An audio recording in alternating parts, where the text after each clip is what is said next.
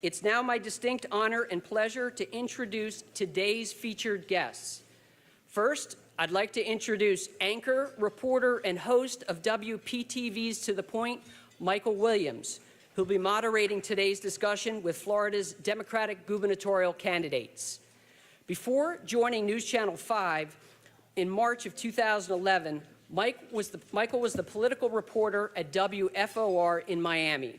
There, he covered both the 2008 and 2010 political campaigns, scoring one-on-one interviews with Barack Obama, John McCain, and Charlie Crist, among others. From 2002 to 2004, Michael was a Washington, D.C.-based national correspondent for NBC News Channel, where he covered the buildup to the war in Iraq, as well as the Columbia Space Shuttle tragedy. His beat also included Capitol Hill and the White House. Michael is an 8-time Emmy Award winner, as well as the recipient of the prestigious DuPont Columbia Award for the reporting that he did in Haiti. In addition, Michael has been honored with the Silver Circle Award for more than 25 years of broadcast work in South Florida. Ladies and gentlemen, Michael Williams.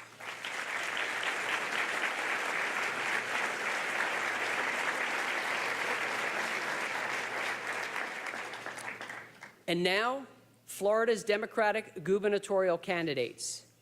First up is Mayor Andrew Gillum. Tallahassee Mayor Andrew Gillum says he's running for governor because we need a fresh approach to solving the problems of our state and getting our government back on track. Andrew's dad was a construction worker and his mom drove a bus. At times, his family struggled to make ends meet. He was the first in his immediate family to graduate high school and college, and he says he owes his success to a good public education and people who have believed in him. Andrew says he is running to make sure that every Floridian has the chance to succeed, and that means access to a quality public education, affordable health care, and a good-paying job to support their family. He wants to protect Floridians with a pre-existing condition from discrimination or being charged more for care because of their gender. And he wants to confront our climate change crisis and stand up for every Floridian, no matter their age, race, gender, ability, or orientation. Andrew lives with his wife, RJ, and their 3 children in Tallahassee.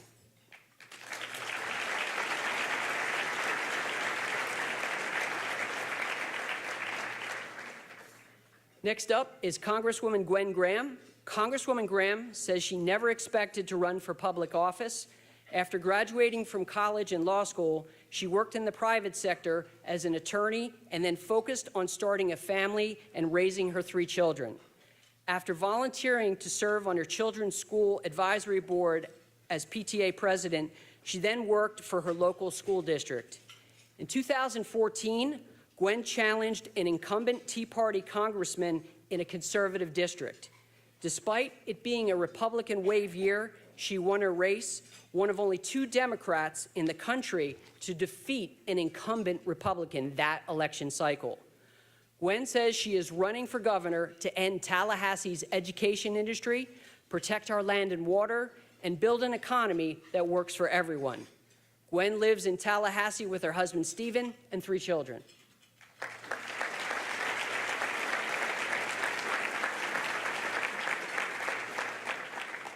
So, born in Orlando, Chris King is a 3rd-generation Central Floridian with an undergraduate degree from Harvard University and a law degree from the University of Florida. He is also co-founder of Elevation, a company that provides seniors across the state and Southeast affordable housing options. Chris has led several efforts to better serve the community. These include the creation of college scholarship opportunities for low-income students, the funding of family farming and environmental efforts in Haiti, entrepreneurship training in East Africa, and prisoner rehabilitation in U.S. prisons. Chris attributes his commitment to service to his family and faith. His father, David King, led the successful battle against illegal gerrymandering in Florida.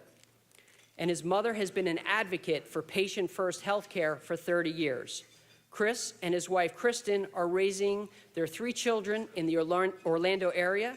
With the introductions now complete, I'm going to turn it over to Michael Williams.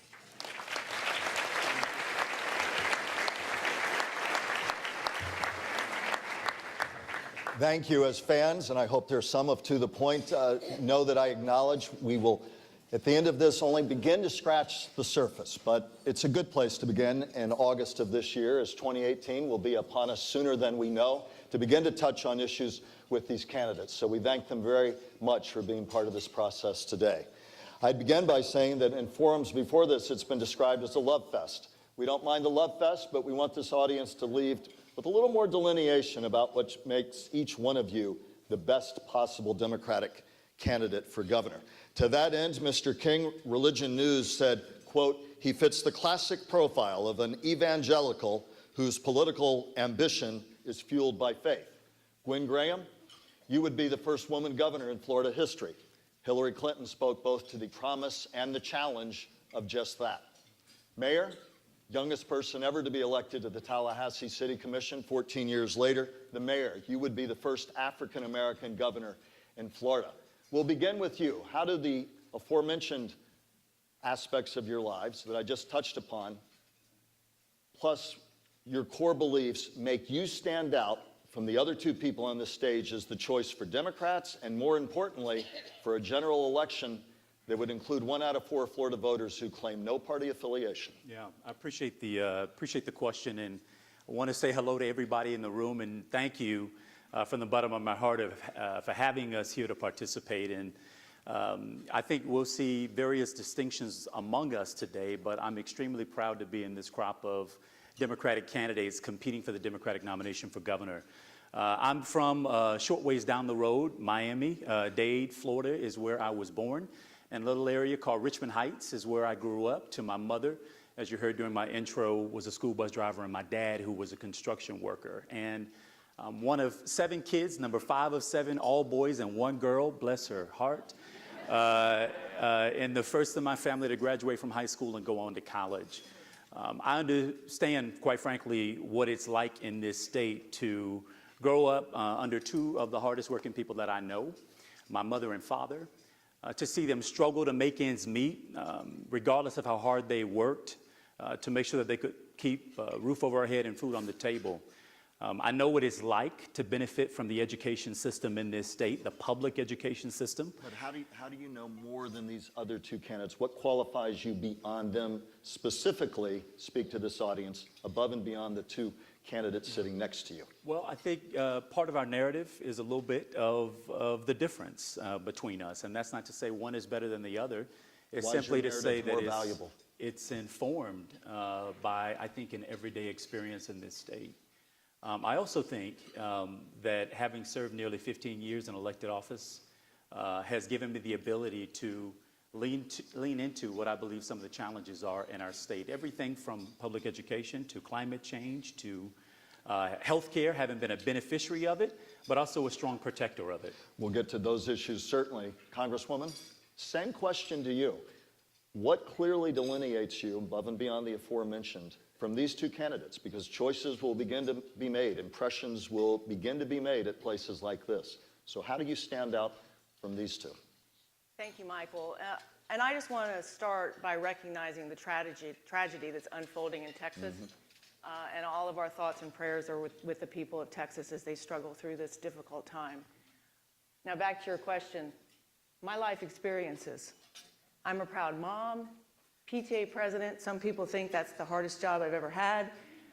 I worked in the public school system. I've worked in the private sector. I've worked in the public sector. My life experiences line up for the challenges we face today in Florida. And we don't have another election to give in this state. Areas like public education, areas like our economy. When I hear Rick Scott say jobs, jobs, jobs, what that says to me is you're going to have to work 3 jobs just to get by. Over 40% of Floridians are working at the poverty level or 1 check away from bankruptcy. That is unacceptable. Congresswoman, though, how are your experiences more vital, more informed, and more valuable to this huge, diverse state than the mayor? And then we want to ask Mr. King the same question. Well, I think I've answered that. My life experiences. I am not a career politician, but I have run and won a tough race. We have to win this election. This election is the most important ever in Florida's history. So my experiences working in the public school systems, my experiences as a mom, my experiences working for the Sierra Club, my experiences fighting on behalf of Floridians in Congress. I'm proud of what I did in Congress to serve North Florida, and I look forward to doing the same for all of Florida. Mr. King, no government experience whatsoever. A successful businessman out of Winter Park running Elevation Financial Group, affordable housing, and yet in a state where we're talking about an $82 billion budget, a state that's so diverse. One writer, political writer, said, quoting here, he has to be nuts to be jumping into this race with that lack of experience. Speak to that and what uniquely qualifies you above and beyond these two to this audience and the larger audience beyond. Absolutely. Well, thank you to the Forum Club, and thank you for coming out. This is such an encouragement to us that a year from our election, you would have this interest and you would be here to hear what we had to say. You know, the fundamental thing that I believe qualifies me based on my experience is the problem in Florida today that I argue everywhere I go. I've now been to 30 counties, spoken 62 times, is the fact that Florida sadly has become a back-of-the-pack state in nearly every economic and quality of life measurement. In wages, incomes, per capita GDP, we are at the back of the pack. Today, many of you might not know this, we compete with Montana and Kentucky in the 41st spot. Great states, wonderful states, but this is the Sunshine State. What I argue from my background is I'm the only person in this race so far on both sides of the aisle that has built things and grown things and understands what it means to use and attract capital and to employ people and to deal with what I call the Friday afternoon bombs when it looks like everything in the company or the business is going haywire. I believe our signature problem is how we grow the economy, and if we're going to talk about public education, environmental restoration, you name it, if we can't fix this economy, we can't serve our people with excellence. That's why I'm running for governor. You've talked a little bit about it. We'll begin again. And again, this is conversational in tone, so it won't be a debate in precise order, but we'll ask the Congresswoman, talk about your signature priority, not 3 or 4, your signature priority as governor. First, for all the women in the room, I know you're feeling my pain and the stress up here.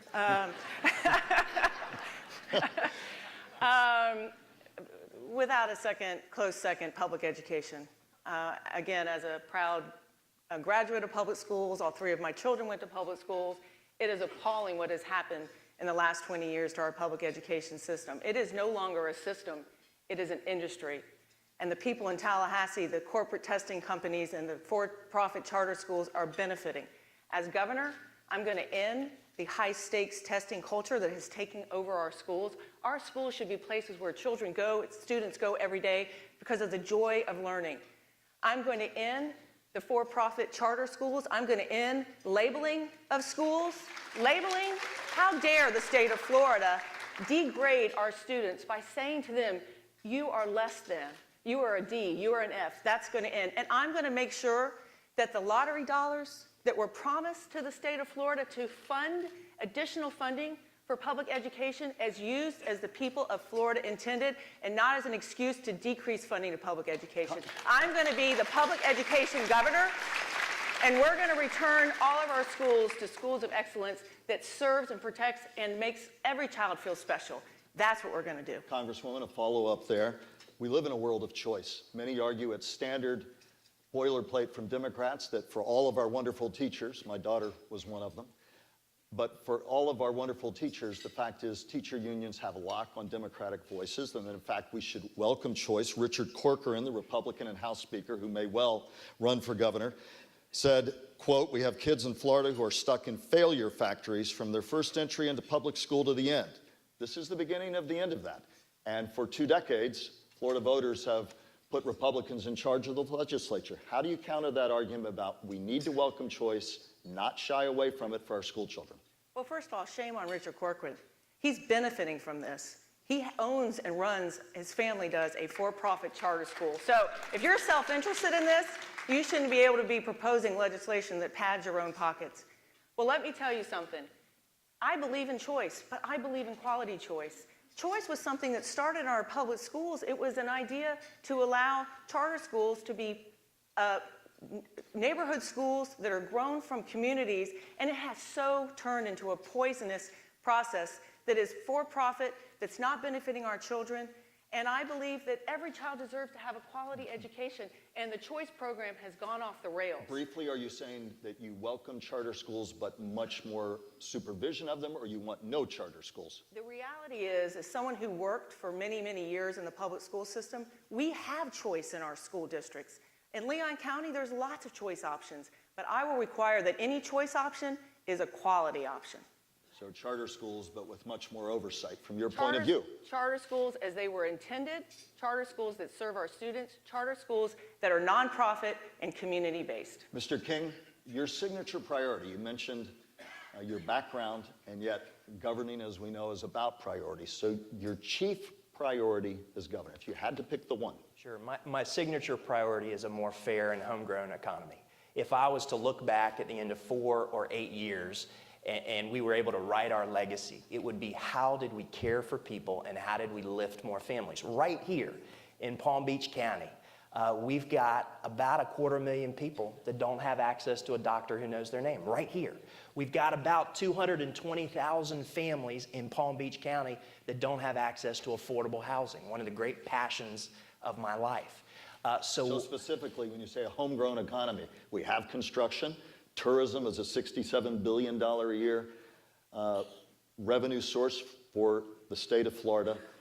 Unemployment right now, 4.1% in the state of Florida. So when you say homegrown, specifically what kind of homegrown economy are you talking about? It begins with a paradigm shift. So what I would argue is Governor Scott and the one-party state government in Tallahassee has tried to grow this economy by trying to attract large out-of-state businesses with an expensive tax incentive programs to open up satellite offices with low-paying jobs. What we're talking about is how do we invest in those small businesses and those businesses that are already here through access to capital, through workforce training, through accelerants and incubators in this state, what the big states do, what the states who are excelling. You know, a lot of folks say, how are you gonna do it?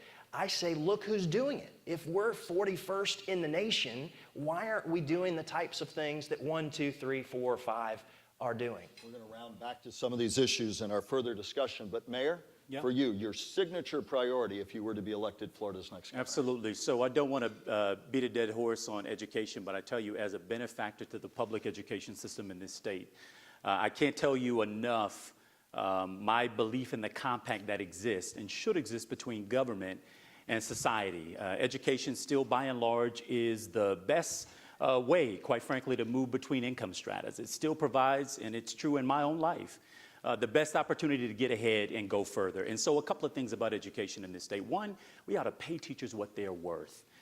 These are individuals who do the most difficult work. The most difficult. Do you do that with a tax increase if necessary? We do that by prioritizing, different than what the governor has done, which has been about $1 billion a year proposed for corporate tax cuts. We put that money into paying teachers, right? We right now have a teaching shortage. We right now have a difficult time recruiting teachers into the profession. We would also use the power of the state, which already exists, to regulate early learning facilities, which is the most important investment we can make, that important period between 0 and 5. Right now, the state regulates it. Over 90% of brain development over the course of human life happens between the ages of 0 and 5. Would you, beyond reprioritization, if it took a tax increase, would you vote for a tax increase? We don't have a state tax here in the state of Florida. And so what we would be doing is between that $86 billion a year budget or prioritizing financially where we make our investments in education, and we prioritize it. As the Congresswoman mentioned earlier, making sure that money that was supposed to go by virtue of the lottery into as a on top of incentive on the education budget, it went in as a supplement. But by tax increase, we're referring to the fact that by closing loopholes like that, many argue that effectively is a tax increase. They for them. may argue that it's a tax increase. What I would say is it's a reflection of what this state's priorities are. And so I want to just finish the moment on the education priorities because I think it's important.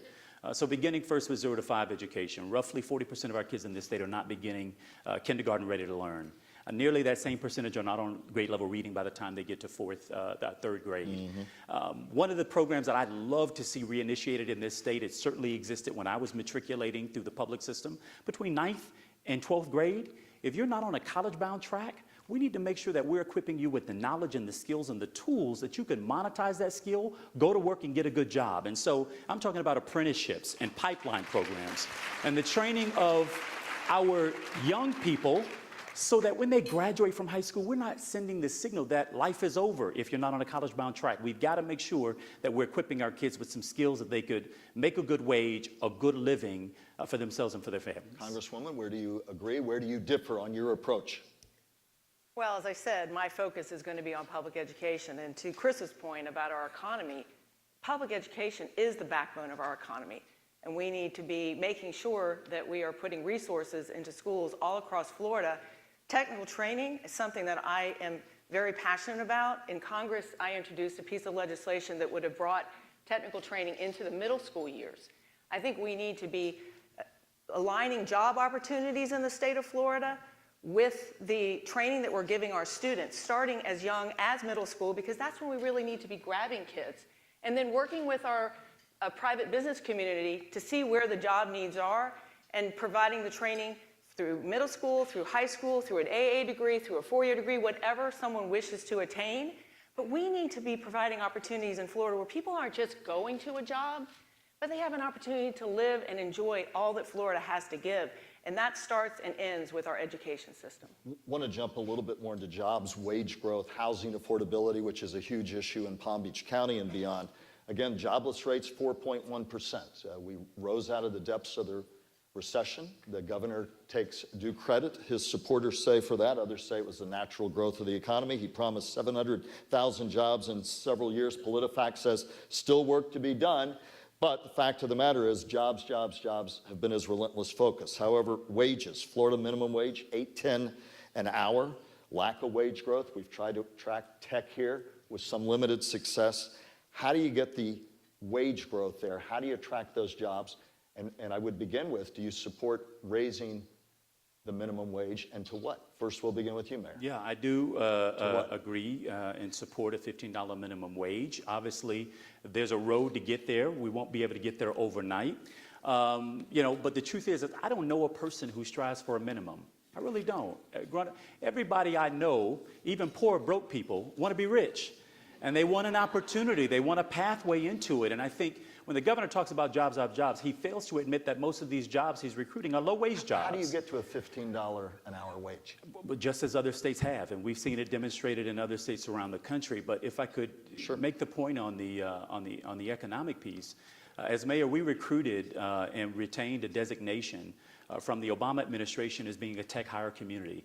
Because when we took a survey of our city, we noticed that there were roughly 550 jobs in the tech sector that went unfilled between 10 and 12 months on average, right?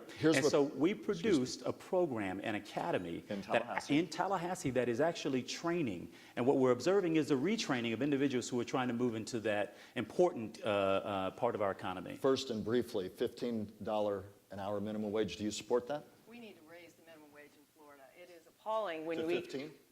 15 is a good place to start the discussion. But it is appalling that we have over 40% of Floridians that are at the poverty level or one paycheck away. They call it ALICE. It was a study done by the United Way. Asset limited, constrained, and employed. But we want people to be able to do more than just go to employed. We want people to be able to have a life in Florida. And so raising the minimum wage is something where people don't have to work multiple jobs. And the governor has been on like a loop, jobs.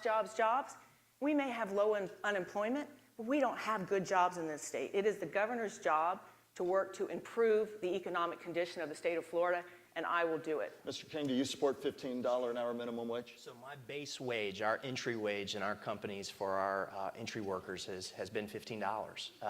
And so the real challenge I think we've got as a Democratic Party, I believe we need to move towards that, yes. I want to do a follow-up to you and let you answer okay. this first, Okay. because I want to talk a little more about the wage, and then we keep hearing jobs, but we've tried everything. We've got tourism, we've got construction, we've got agriculture, but everybody keeps talking about these jobs, and be a little more specific. But here's what Florida Tax Watch said last year about the idea of a $15 increase. They said, quote, recently Seattle, Washington enacted a plan to steadily increase the minimum to $15 an hour. An affluent city, as they described it. Since then, they say the city has experienced an increase in the jobless rate and in the number of those unemployed. They went on to say that the Bureau of Labor Statistics records puts all wages around here at $15.29. The Florida Tax Watch report says that if you were to raise the minimum wage to $15 an hour, what you would have is employers who could not afford to hire as many people. You would end up, they argue, seeing a net outflow of jobs in Florida because many employers simply could not afford it.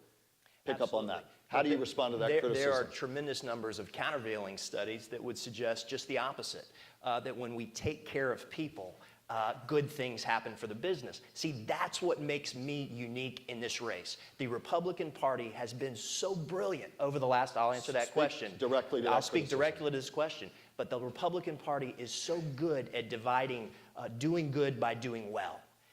What we believe as Democrats is that when we lift up people, it can be good for business. We have a problem with the fact you talked about the unemployment rates at 4.5%, but most of those jobs, half of those jobs pay less than $15 an hour. So what we're suggesting here is we're not going to be the minimum wage party. We believe that's one part of the process. But here in Palm Beach County, we can raise the minimum wage to $20, $25, and people still can't afford to live here.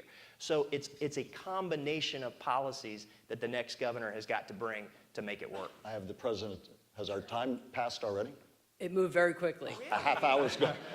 Moved very, very quickly. Well, Well, Michael, you can jump in as the questions get asked if you would like to probe further. well, I'd like to allow them to finish here, and I do have one other topic Okay. with your forbearance. First, to answer about the $15 an hour minimum wage, and specifically what kind of jobs you'll draw here. Well, I think we have great opportunities in Florida. As you walk outside, all these rooftops should be covered with solar panels. We have an opportunity for renewable energy. I actually did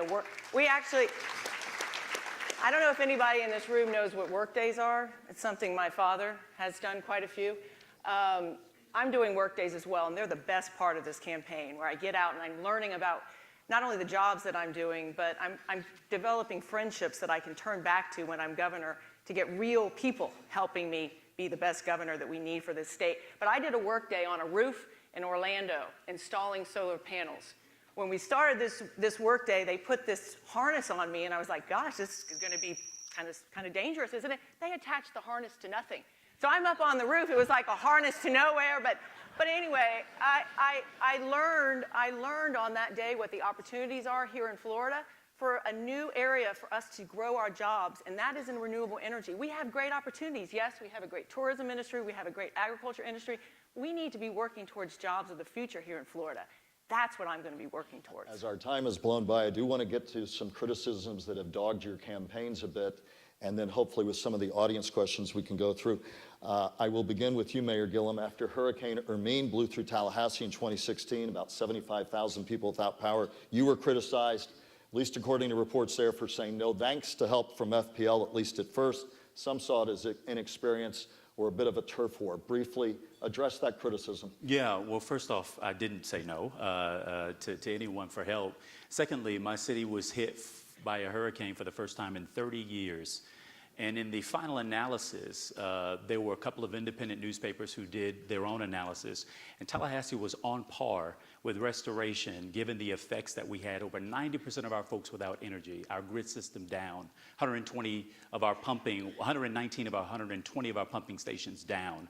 Every stoplight nearly down in the city. And within 7 days, we had all of that restored, save for an exception of a small few who lived in outlying areas. In fact, it was a hit job by Republicans, frankly, who were terrified of my ability to run this race. But we got back on footing, and we did it in record time by many independent comparisons. Congresswoman Graham, you voted in the House in your one term in the House for the Keystone Pipeline, to loosen some Dodd-Frank regulations, and to tighten vetting of Syrian refugees.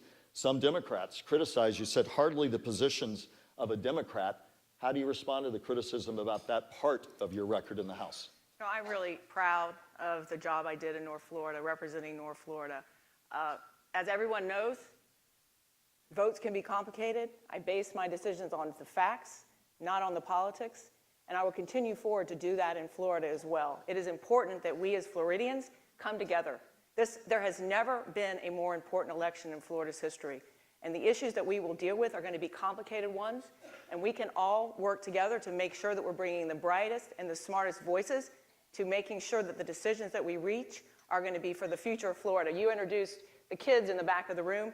This election is about you and your future. We need to make sure Florida's on the right path so that you have a bright future here in Florida. Mr. King, again, I'll come back to what was said at the outset. Just means well, but a complete lack of experience. You have two people who've served time, served in government, and that despite the business background, you just, I see them over, I'm getting the cane here. That the lack of experience really hurts you in a field and in a state where that is needed, some sense of the mechanisms and the levers of government and actually being at the wheel. Sure. Well, first, I honor both of their service, and I think that's a big part of their stories. But if our party had figured this out, we would have won some more races in the last 20 years. If our party was content with what we're serving it, we would have done better. The last time we won this election was when I was a freshman in high school. So what I think is that my experience brings something new to the table. I'm part of a new generation. You know, I'm going to be calling for the fact that I want 50% of our candidates across this state to come out of the private sector and nonprofit leadership and the military and education. We need a whole crop of new folks to rise to address this. We're going to get to some of the questions here. More we hope we can intertwine about housing affordability, response to disasters like Houston, which would be part of your portfolio, a great worry here in South Florida. Some said after Andrew that if we were to have another Andrew in urbanized South Florida, it could be a $300 billion disaster were it to hit downtown urbanized areas. We'll hope to work into that, but the president has questions he wants to present. Absolutely. If you have questions, please, our volunteers will collect them. Candidates, our first questions are going to come from the students, and as future voters, you should know that they've done their research. If the student from the Benjamin School will now stand and introduce yourself, we'd like to begin our Q&A. Hello, everyone. My name is Cameron Perozzi. Hi, Dad. There's a little nepotism here, but that's all right. I'm from the Benjamin School, and our question was, as governor, how would you handle the issues surrounding public tax dollars being used to maintain Confederate memorials? We'll begin with Mr. King. I'm the person that gets to start with that question. Thank you, Cameron. This is obviously a contentious issue for leaders all across the state. I was early and loud in where I stood on this issue, and folks aren't all going to agree, and I respect that. I am of the belief, and I took a position early, just after Charlottesville, that it's time and it's right to take down our Confederate monuments across the state of Florida, all of them. You know, I think it's important that our leaders speak with moral clarity, that I speak with moral clarity on this, and that we don't just speak against white supremacism and racism and bigotry, but that we're also champions for the community that it's directed against. And so that's why it's very important that this party and these candidates speak with one voice. But then it goes to the policies, because we've got a lot of policies if we want to be champions for those communities we got to address, from restoration of rights for 1.6 million people that are out of the system, Mr. King, Yes. we're going to have to move on to the mayor's response, please. You could probably guess where I might be on this. But to say another thing about it, some have sort of aligned this debate around to stay or to go with the whitewashing of history. And what I would suggest is we put monuments of heroism and celebration out there for those of us where you get unanimous agreement or near unanimous agreement about those folks being exalted in society. That I drive nearly every day behind a truck that's got a Confederate flag on my way into work. That I am greeted at courthouses and even in this state at the State House by Confederate monuments, and certainly one in particular. And you tell yourself, certainly as a person of color, that they're not talking about you, and you don't take time enough to internalize the messages that people are trying to send you with those symbols. And what I would say is, I'm totally interested in the retaining of history because it's important that we don't repeat it. But can we put these monuments in places where you can actually put it in context and not in celebrated, exalted parts of our society where we get reminded about our respective quote-unquote place in society. Congresswoman? Thank you. Cameron, where are you? I know you're proud of your dad. I'm proud of mine too.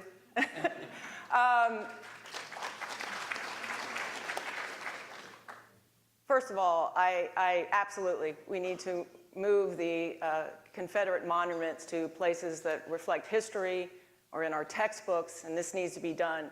But I think what happened in Charlottesville needs to be recognized as bringing hate back to the forefront in such an ugly way. I mean, I watched those white supremacists, the KKK, the neo-Nazis marching and chanting.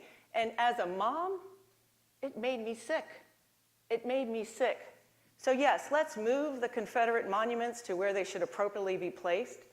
But let's talk about how we rise above what the President of the United States did in response to this tragedy and start talking again.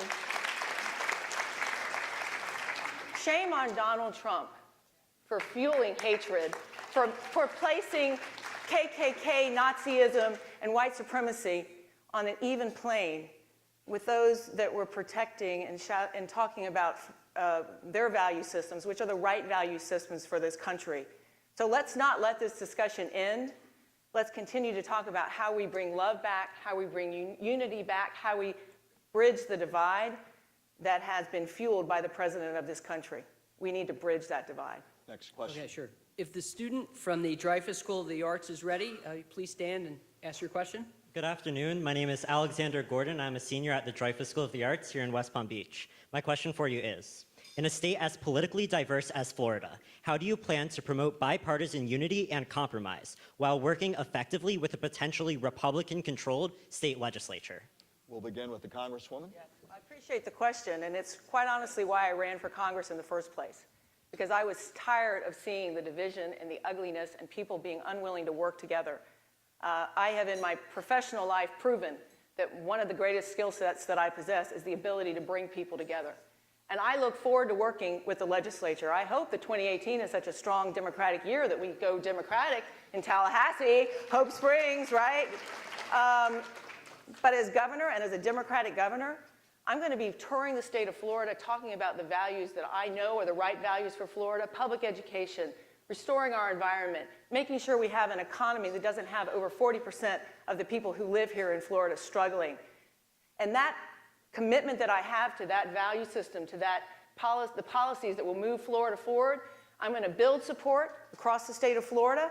I'm going to get back to Tallahassee. I'm going to sit with the legislature, and we're going to do this.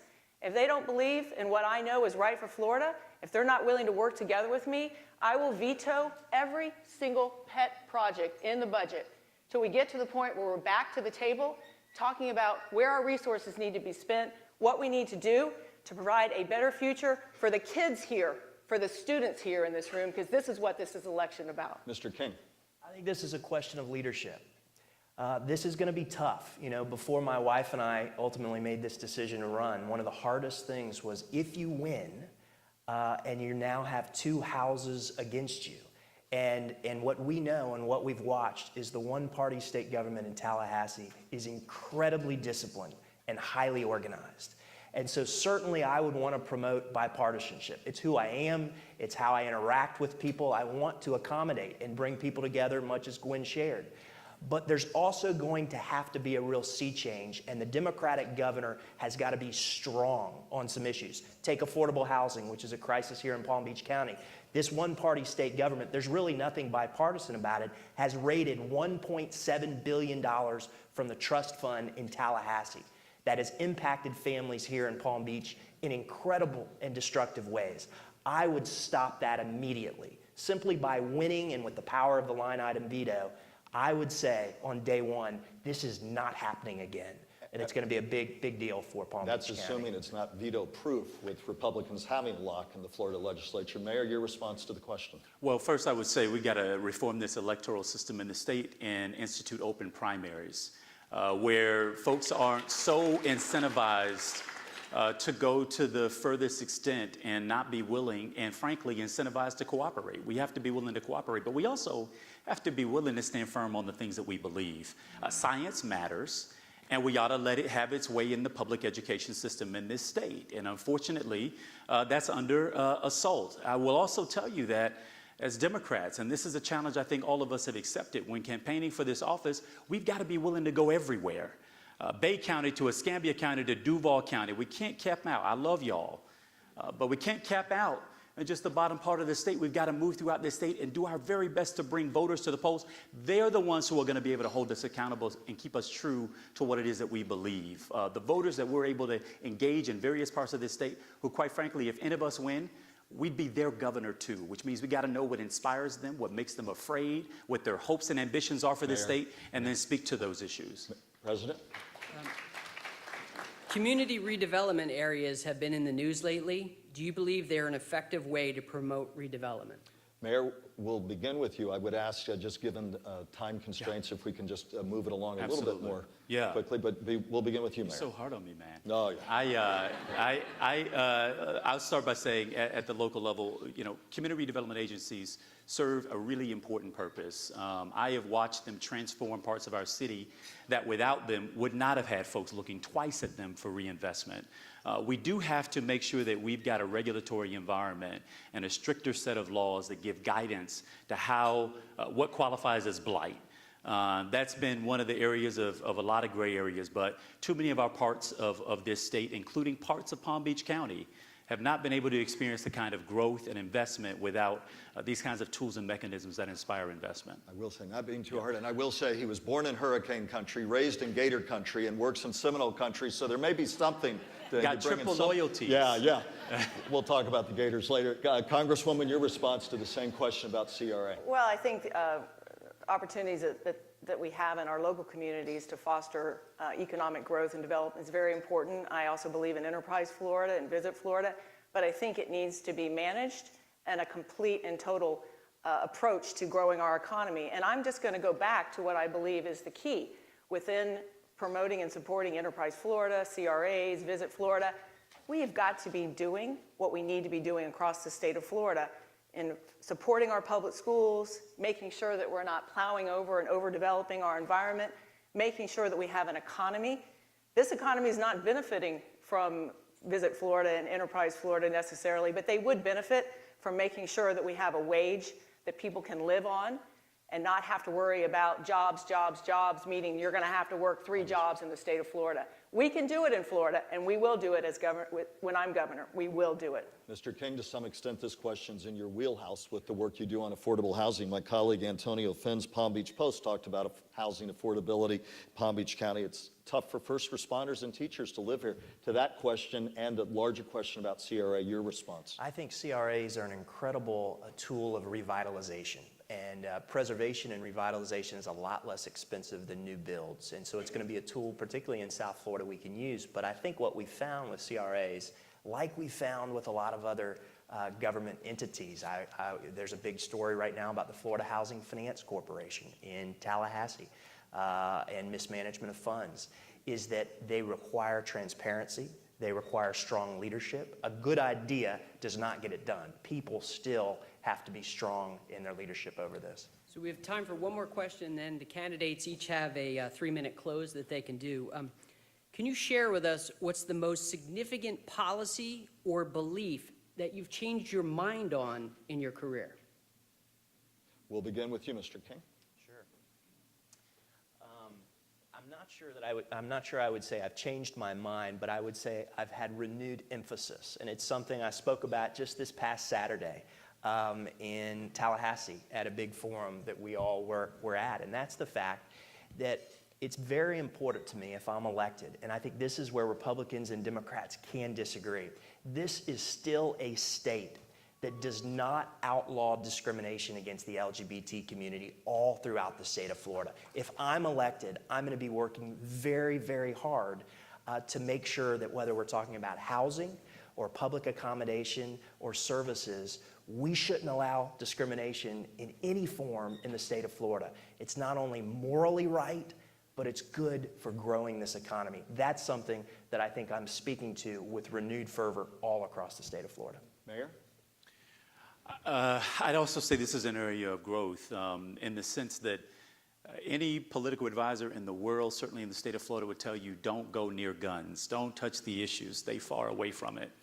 And for the last 2 years, I've been drugged through court by the NRA and its lobby because of a local ordinance in our city that we refused to repeal, which simply said you cannot shoot guns in our city parks, which is radical. You cannot shoot guns in parks where our kids play and our families picnic. And most folks had pulled back, but we went full on into it because while I believe in the Second Amendment right and people's ability to bear arms, I don't believe that it ought to trump my ability to keep my kids safe. And I think there are common, reasonable, common sense reforms that we can put in place that NRA members, moderates, folks on the left alike could agree with. And unfortunately, thankfully, we beat them not once but twice in Tallahassee. But the truth is that there are some common sense reforms that we need, but it's going to require the courage of our convictions in order to lean into and change. Congresswoman? Well, my whole life has changed. My whole life has changed. I never thought I would be sitting up here on the stage trying to keep my dress appropriate. I never thought I was going to run for office until 2012, when I knew we had to have people step up who had integrity, who just wanted to do what's right, who had an ability to work with others, who could develop and put forward solutions, not just talk about ideas, but put forward solutions that will make a difference for this state. And that's what I'm committed to doing. So I haven't changed on a policy. My core values have stayed the same. But my life has changed in terms of my ability and my desire to serve the people of Florida, because we don't have another election to give. I will win this race for everybody in this room, for Cameron, for everybody across Florida, so that we can provide a bright future for everyone. We thank the candidates. We're now going to have closing statements. By agreement, it will be in alphabetical order. And I would say, first of all, thank you all. Second, invitation's already open, as I've made clear to your staff, to be our guest on To The Point, a little plug, and they've nominally agreed, so anytime. At any rate, much to talk about, environmental issues in Florida and the like, but as we said, we tried to scratch a bit of the surface. I'm sure you'll waylay them when we're done, but by agreement, we'll have the president keep a bit timer on the watch. Absolutely. Along with me. 3 minutes, and by agreement, alphabetical order. So, Mayor, you will begin. All right, thank you, I appreciate the time that you allowed me, and I appreciate y'all's willingness to hear us out. I think what I would want to leave you with, aside from my own biographical narrative, which I think has really put me in this place, many folks don't think I should be dreaming about, let alone running for governor of the state of Florida. But the time is now, and the time is right. What I want you to know is I've been a fighter for the things I believe in, and I haven't shrunk from a challenge, not one yet. While the president was over in Paris withdrawing us from the Paris Accords, I was breaking ground in Tallahassee on a 120-acre solar farm. When marriage equality was won all across this country, and county after county decided they would no longer issue marriage licenses to anyone because they didn't want to give them to gay couples, I held a press conference and said, come to Tallahassee and we will marry you, where we recognize that love is love. When it comes to the economy, we have, in my city, leaned into the challenge by trying to create jobs of the future, jobs that exist today, and to provide opportunity for whether you are on a college-bound track, going to one of our great four-year universities, or whether you are about to graduate from high school. We believe that you ought to have an opportunity, because it's unfortunate that roughly 46% of the folks in this state said they cannot make ends meet at the end of the month. What it means not to be able to make ends meet, it means that you can't pay your bills, and that if you miss a bill, something gets turned off. Maybe mortgage or your rent becomes compromised. I believe that we deserve a governor and a Democratic nominee who understands what it's like to walk the walk in this state. I don't need a briefing memo or a set of talking points to tell me what it's like to grow up in this state. I know it because I've lived it. And I believe that it shouldn't be the most well-connected and the well-heeled that have the opportunity to lead this state. I believe that everyday people ought to have a shot at leading as well, which is why I'm in this race. And I hope you'll give me the only thing in life I've ever asked for, ever, which is a chance. And I promise you, with that chance, I'll be fidel to it, and I'll make you proud, at least work to make you proud, every single day that I get to wake up as governor of this state. Thank you, and God bless you.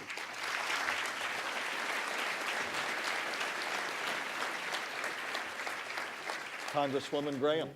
Well, thank you, Michael. Thank you to the Palm Beach Forum Club. This has been a wonderful opportunity, and I just wish it had gone on longer, because I know there are a lot of additional questions that we would like to answer. My life brought me here. My life experiences brought me here. As a mom, PTA president, public school official, member of Congress, someone that has run in this state in a tough year and won, we've got to win this election. We have got to win this election for the people of Florida. And I'm looking forward to bringing all of those life experiences to the state capitol and working together, yes, working together with those that are there with me. But make no mistake, the direction of Florida is going to change. We're going to provide better jobs for people. We're going to provide an environment where you can go out to the beach and not see a sign that says, don't get into the water. The water may be contaminated. We're going to make sure we get back to having a public school system. And yes, I know that I talk about this a lot, but as a graduate of public schools, I have seen how far we've come and how desperate we are to get back to a place where we're educating every child in this state. I'm going to end with a story of why I'm so passionate about this. I did a work day at Carroll City Senior High. Carroll City Senior High is in Miami Gardens, Florida. It is rated a D high school. I had a young man come up to me. He said, Miss Gwen, I have been at a D or an F school my whole life. I'm not a D or an F kid. I want to do great things with my life. I want to achieve so much, but I feel like people have already labeled me that I'm not going to be able to do it. I gave him a big hug and I said, as governor, I'm going to work hard for you. That's why I'm running. That's why I'm determined to win. We have got to provide a better future for the young people in this room so that they can have a Florida that they can grow up in, they can get a good job in, they can live in, they can laugh in, and they can love in. And that's what I'm committed to doing. And I thank all of y'all for being here today.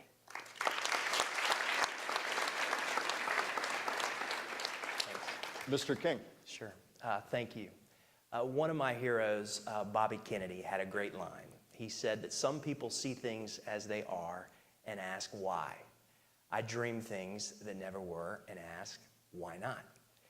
I believe the fundamental question of this election for governor is which candidate can create a most positive difference in your life and in the life of this state. I believe I'm that candidate. I see an affordable housing crisis that we can fix, an opioid overdose crisis that we can solve. I see a state with 2.5 million Floridians that don't have access to health care, that one day will live in a state where everyone has access to affordable health care insurance. I see a state where nearly half of our jobs pay less than $15 an hour. But I see an economy of tomorrow where we're leading the nation and a part of the conversations in wage growth and small business startups and entrepreneurship. I see a government in Tallahassee that has no shining vision for Everglades restoration or rising seas, but I see a government tomorrow that rises to the historic challenge of preserving this incredible peninsula. I see a public education system that is out of favor and without a champion, where our teachers are made to feel more like menial laborers than stewards of the next generation. I want to be a governor that invests in, supports, cares for, and demands the best out of public education. I believe my life has prepared me for this great responsibility. My wife, Kristen, and I want to serve this state with excellence. She's known me a long time. She was my high school sweetheart. We met. She was a senior. I was a sophomore. It was a bit of a problem for her. It was a great opportunity for me. And together, we want to serve this state. I believe I can stand toe-to-toe with the Republican nominee. I believe that I can break one-party state government. And I believe that better days are ahead for Florida. Thanks for having me today. Thank you. Michael, Andrew, Gwen, Chris, thank you so much for participating today. Safe travels on your way home. And to all our members, we'll see everybody on October 2nd for Brad Meltzer. We got some